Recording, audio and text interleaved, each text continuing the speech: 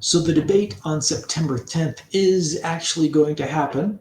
There were a lot of people wondering if Kamala was going to be able to weasel out of it somehow, stating that, I don't know, Trump was not being cooperative, and because of that, she was not going to be able to debate him, and he's a coward or something.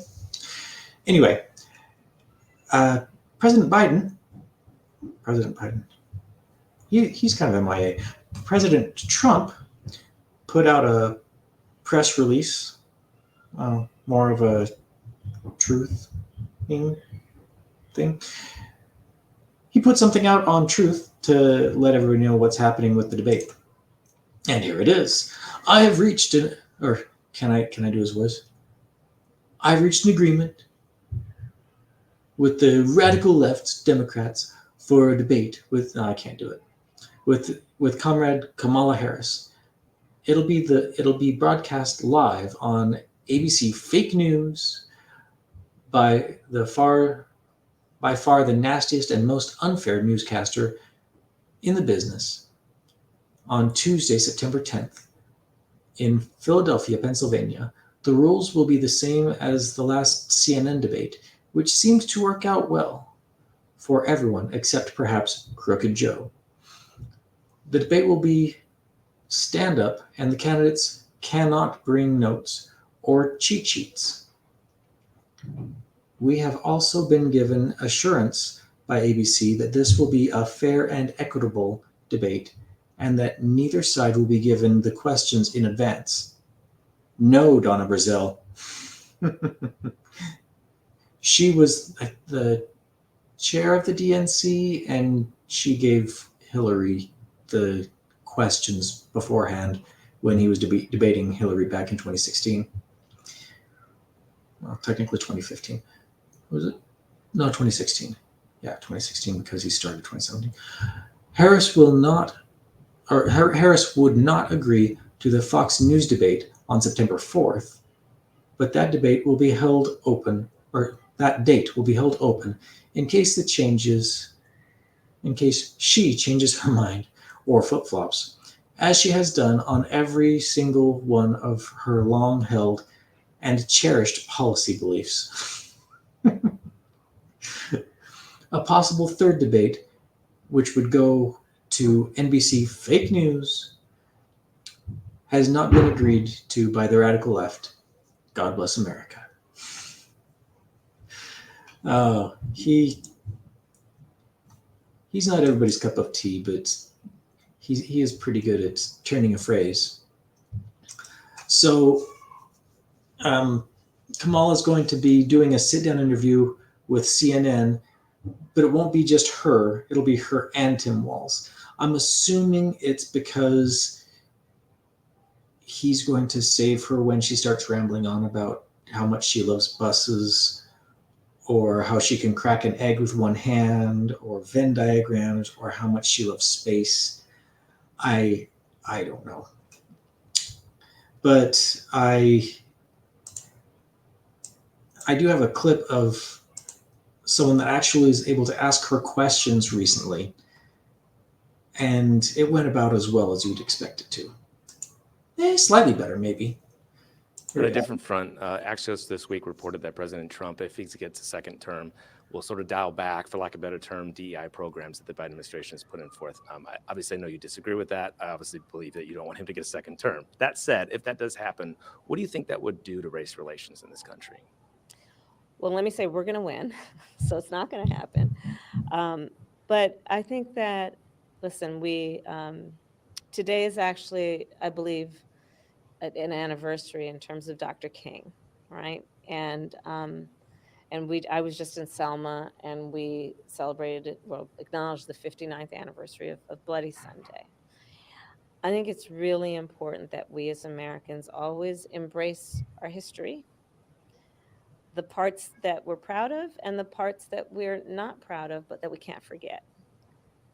And we should all agree that we should teach history. We should learn history if we're to ever have an accurate idea of where we want to go and where we don't want to go in the future. And that means also acknowledging the importance of diversity. It means acknowledging the importance of the fact that everyone should have equal opportunity to compete and equity. And then, of course, inclusion that, hey, let's look around the room and see who's not here. And did we leave the door open?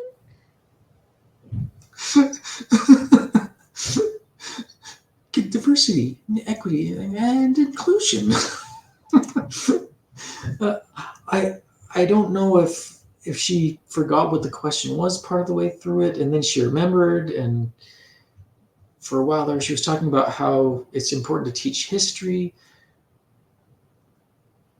The question was, how would removing DEI impact race relations? How would that be affected by teaching history?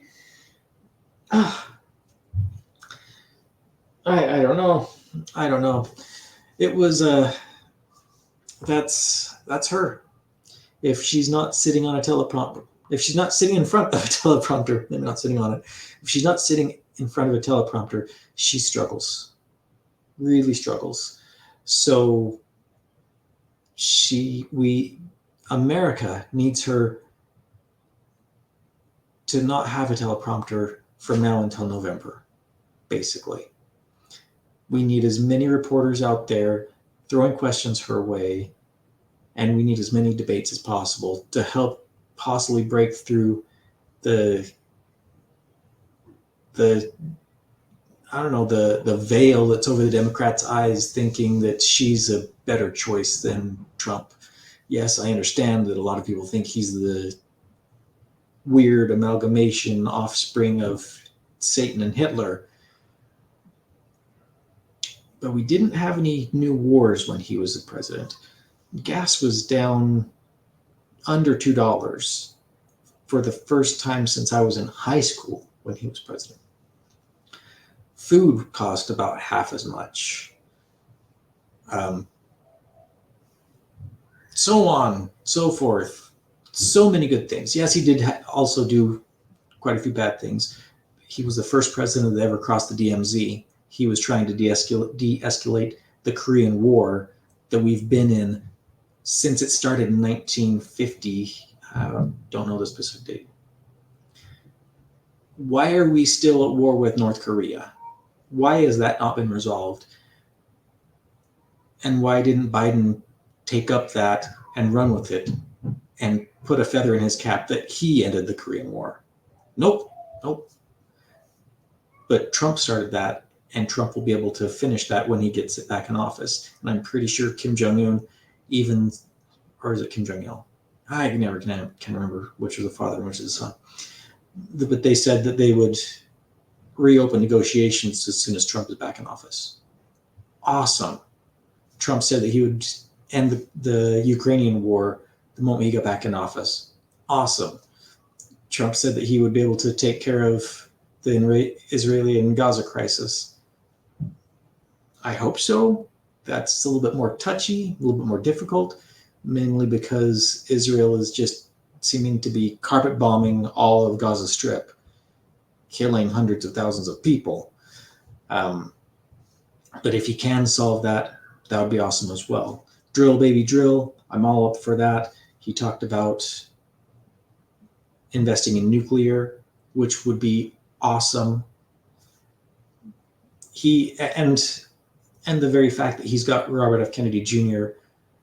on his side, making a unity ticket, I'm very, very hopeful for what's going to be happening in just a few months. As long as we can get Kamala Harris in front of not in front of a teleprompter, and get her on the debate stage so she can sound like the loon that everybody thought she was 2 months ago, and that she can start talking about how much she loves Venn diagrams and school buses and space. It'll make for very interesting debates, and it'll make a lot of really good memes. Anyway, that's what I've got for you on this one. Debates happening. Kamala's crazy. Trump could save us all, even if he is Satan, Hitler's offspring. Who knows? All right. If you like what I have, please like, share, subscribe. Um, Tell me what you think down in the comments below, and I'll see you on the next one. Thanks. Bye.